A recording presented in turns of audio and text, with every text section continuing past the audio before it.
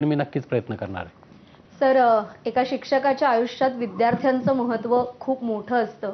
हो. तुम्ही खासदार म्हणून निवडून आल्यानंतर तुमच्या विद्यार्थ्यांनी तुमचा हा विजय कसा सेलिब्रेट केला? एखादा लक्षात राहणारा प्रसंग, मनावर कोरला गेलेला प्रसंग? आता तसं निवडणुकीच्या काळामध्ये अनेक म्हणजे माझ्या तशा विद्यार्थ्यापेक्षा विद्यार्थिनी माझ्या म्हणजे 30 वर्ष माझी सेवा पूर्ण मुलींच्या हायस्कूलमध्ये गेली. त्यामुळे अनेक विद्यार्थिनी प्रचाराच्या निमित्ताने मी जायचो. म्हणजे त्यांना माहीत झालं की बगरे सर येत आहेत, तर स्वतःहून पुढे येऊन म्हणजे आल्यानंतर ओळखूसुद्धा यायच्या आणि त्या सांगायच्या का मी तुमची विद्यार्थिनी म्हणून. म्हणजे एका ठिकाणी तर गेलो गावामध्ये, त्यांना कसं काय माहीत झालं मी येतोय, तर त्यांनी गाडीला हात देऊन मला थांबवलं आणि मग ती लागली सांगायला की मी तुमची विद्यार्थिनी म्हणे. आणि लगेच त्याचबरोबर म्हणे ही माझी मुलगी आता तुम्हाला मतदान करणार आहे. म्हणजे असे जे प्रसंग आहे ना, म्हणजे खूप म्हणजे येवल्यामध्ये गेलो होतो, तर ती बिचारी नुकतीच लग्न झालेली होती. तिला कळालं मिरवणूक चालू आहे, आपले रॅली चालू होती, तर ती रॅलीमध्ये मला ती भेटायला आली, स्वतःहून भेटायला. म्हणजे असे तर अनेक विद्यार्थिनी येऊन भेटायच्या.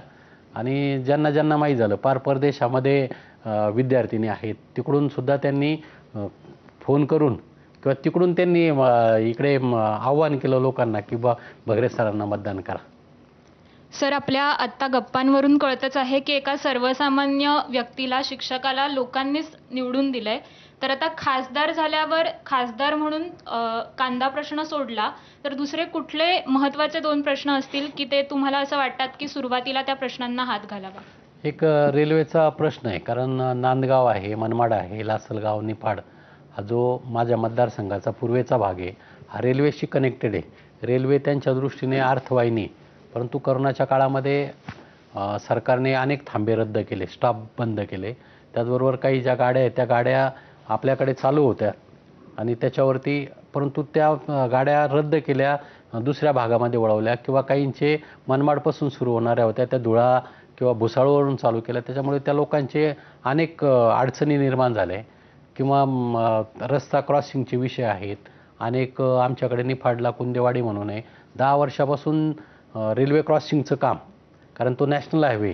आणि आजही काय होतं, गेट बंद झालं का वाहनांच्या मोठ्या रांगा लागतात आणि म्हणून तो जो पुलाचं काम चालू आहे 10 वर्षापासून ते काम पूर्ण करता आलं नाही. अशा अनेक प्रश्न आहे. म्हणजे एका बाजूला रेल्वे थांबल्या पाहिजे, नवीन गाड्यांची लोकांची मागणी आहेत, हे जे प्रलंबित याचे पुलाचे प्रश्न आहेत ते सोडवण्याच्या दृष्टीने प्रयत्न करावे, म्हणजे करावं लागणार आहे मला त्या मतदारसंघामध्ये. वर्गाच्या 4 भिंतींमध्ये रमणारा एक शिक्षक आता संसदेमध्ये, लोकसभेमध्ये बसणार आहे आणि आपल्या मतदारसंघाचे प्रश्न मांडणार आहे. दिंडोरीचे खासदार भास्कर भगरे कट्ट्यावर आलेत आणि त्यांच्या प्रवासाबद्दल आपण जाणून घेतोय. या गप्पा अशाच सुरू राहतील एका छोट्याशा